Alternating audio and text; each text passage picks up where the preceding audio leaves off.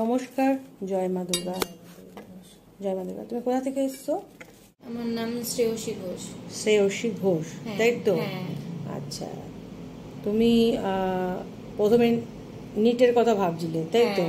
তারপরে তুমি এখন বিএসসি, তাই তো? বিএসসি কমপ্লিট করেছো, ফার্স্ট ক্লাস পেয়েছো? হ্যাঁ। আচ্ছা, কিসে? Zoology honours. জুলজি অনার্সে, বাহ, খুব ভালো। এখন বিএড করছো, তাই তো? এমএসসিটা করলে না, কিন্তু আমি এখন বলছি করবে, তাই তো? করার পরে করব। Good, very good. আচ্ছা, আমি চাইবো তুমি পরবর্তীকালে পিএইচডিও করো, ঠিক আছে? তো বিএসসিতে তোমার কত নাম্বার ছিল? 85% মার্কস। খুব ভালো হয়েছে। আচ্ছা, তাহলে আশা একটা থাকছে, তাই তো? আচ্ছা, খুব ভালো, খুব ভালো। তো তুমি সায়েন্সের স্টুডেন্ট, তুমি আমার একটা যেটা পার্ট সেটা লোকে একদম অন্যরকম একটা জায়গায় অ্যাস্ট্রোলজার, তাই না?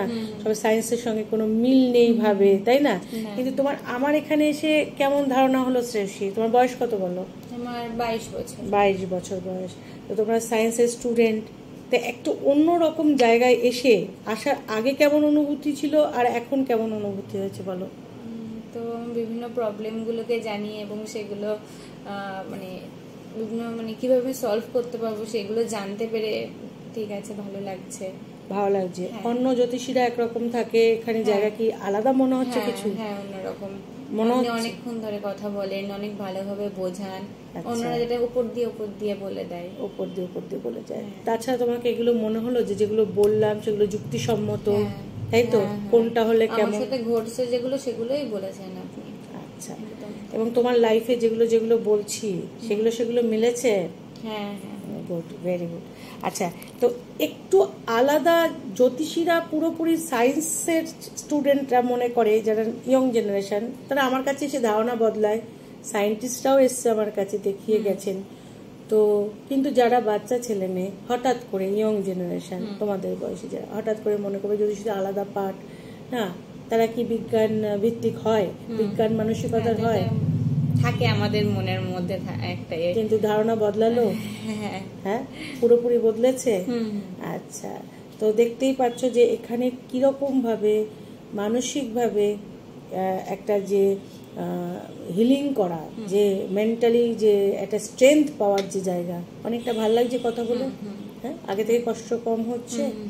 আচ্ছা, স্বপ্ন যাই দেখো না কেন, উপরে একটা কাজের থেকেই হতে হবে এটা কোনো কথা না। সম্মান অন্য কাজ থেকেও হতে পারে, তাই না? সেটা একটা জায়গা হয়নি, আর একটা জায়গা ভালো জায়গা আছে, তো সেই জায়গায় এগিয়ে যেতে হবে, ছেড়ে দিলে হবে না, তাই না? ছেড়ে দিলে হবে না। এবং এখানে ধ্যানের মাধ্যমে, মন্ত্রের মাধ্যমে, আধ্যাত্মিকতার মাধ্যমে তুমি তোমার নিজের ভাগ্য, যেগুলো প্রবলেম আছে, আমি যেগুলো বললাম আর কি, এই প্রবলেমটা কিন্তু আমি আশা রাখি তুমি নিজেই এটা সলভ করতে পারবে। হ্যাঁ, পথ দেখাবো আমি। গ্রহের সঙ্গে লড়াই করা তো অতটা সহজ না, কিন্তু গ্রহও যেন তোমার এই যে কর্ম এবং তোমার চেষ্টায় গ্রহও যেন খুশি হয়ে যায়। হ্যাঁ, এবং সেটা আমরা করব মা দুর্গা, মা কালী এবং মহাদেবের আশীর্বাদ নিয়ে, ঠিক আছে? এটা আর স্বয়ং তো জগৎগুরু শ্রীকৃষ্ণ আছেই আমাদের সঙ্গে, তিনি আমাদের পথ দেখিয়ে দেবেন আগামী দিনগুলো আমরা কি করে যাব। আমি শুধু একটাই কথা বলবো এখানে, দেখো, ভালোবাসা, ঠিক আছে? আমরা ভালোবাসবো সবাইকে, প্রত্যেকের প্রতি ভালোবাসা আমাদের দরকার, ভগবানের প্রতিও আমরা একটা ভালোবাসা রাখবো, ঠিক না? এবং আমরা যে কাজটাই করবো, যে তোমাকে বললাম এখন যে তুমি টিউশনি করছো, তাই না? এই জাস্ট আরম্ভ করেছো, এইটা তোমার আরো ভালো হবে। এবং এই জায়গাটাকে তোমাকে মনে করতে হবে আমি ইনকাম করার জন্য টিউশনি করবো শুধু না, আমি সমাজের জন্য কিছু করব।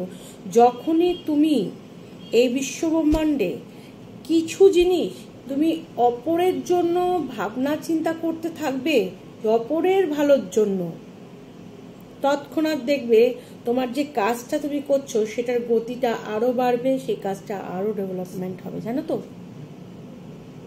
এসব ইউনিভার্স, হ্যাঁ, এইসব কথাবার্তা বলে না সবাই।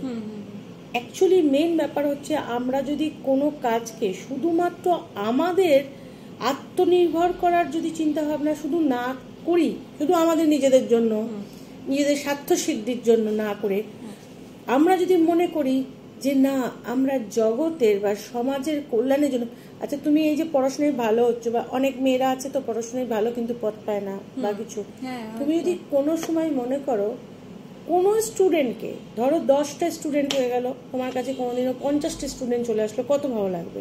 ভালো লাগবে তো। তুমি যদি মনে করো যে একটা স্টুডেন্ট তার মধ্যে গরিব আছে, তাকে তুমি একটু পড়িয়ে দিলে সেটা ভালো কাজ হবে না? অবশ্যই। এইটা শুধু মাথায় রাখবে, ঠিক আছে? এইটা করবে, এটা মাথায় রাখবে, এই আশা রাখি। এবং আমি চাই তুমি এমএসসি, যেমন বিএসসি ফার্স্ট ক্লাস পেয়েছো, এই যে টার্ন নিয়েছো বিএডে, তো যেটা চাকরি চিন্তা ভাবনা থেকে, আমি চাই তোমার ওটা চাকরি, যেহেতু 22 বছর বয়স, এখন তোমার কেরিয়ারে যেটা আমরা আমাদের টাইমে কি করতাম না, কিছু একটা করতে হবে, ইনকাম করতে হবে, এই জায়গা থেকে সরিয়ে এনে এখন আমি চাইছি তুমি তোমার পড়াশুনোটা এই 25 বছর, 26 বছর, 27 বছর পড়াশুনোর টাইম, এটাকে নষ্ট করো না, ঠিক আছে? তুমি বিএসসিতে যেহেতু ভালো রেজাল্ট করেছো এতটা, আমি চাই তুমি এমএসসি 100% করো। এমএসসির পরে তুমি পিএইচডি চেষ্টা করো, ঠিক আছে? ওকে, ডান। তাহলে পড়াশোনার জায়গাটা যেটা সরে যাচ্ছিলে তুমি, যে না চাকরি করতে হবে, একটা বিএড করে যদি আমি একটা স্কুল সার্ভিস কমিশনে বসতে পারি, সেই জায়গাটা থেকে এখন অনেকটা ভাল লাগছে। হ্যাঁ, অনেকটা উচ্চ পর্যায়ে গেল। হ্যাঁ, সমাজের জন্য কিছু করা যাবে, জুওলজি পড়ানো যাবে একটু কম টাকায়। অবশ্যই। হ্যাঁ, ভালো যদি স্টুডেন্ট হিসাবে নিজে ভালো, যখন কোনো একটা গরিব মানুষকে কোনো দিনও পড়িয়ে দেবে একটু কম টাকায় বা ফ্রিতে, একটা স্টুডেন্টকে যদি পড়াতে পারো না, সত্যি বলছি ভগবান তোমার সঙ্গে থাকবে। আমি তো আছি, আমার আশীর্বাদ থাকবেই, শুভকামনা থাকবে, কামনা থাকবে, ভালো থাকবে। জয় মা দুর্গা। সোমবার দিনকে তুমি নিজে থেকেই বলেছো রুদ্রাক্ষ পড়তে, এখানকার এনভায়রনমেন্ট ভালো লাগছে? ভালো লাগছে, বিশ্বাস হচ্ছে? বাহ, খুব ভালো কথা। তাহলে সোমবার দিনকে আমরা রুদ্রাক্ষ পড়াবো তোমাকে, এবং বৃহস্পতিবার দিনকে তোমাকে আমি ধ্যান মন্ত্র এগুলো শিখিয়ে দেবো, ঠিক আছে? সোমবার দিনকে একটু লোকজন বেশি থাকবে, হ্যাঁ, ওই জন্য 2টোর থেকে আমি দেখতে বসবো, এটা করবো আমরা। ঠিক আছে। আমার কেমন লাগলো বলো? ভালো লেগেছে, মিষ্টি লেগেছে। আচ্ছা আচ্ছা, বন্ধুত্ব হয়েছে। আচ্ছা, উই আর ফ্রেন্ড নাও। হ্যাঁ, ওকে, আচ্ছা ঠিক আছে, ভালো থাকো। জয় মা দুর্গা। জয় মা দুর্গা।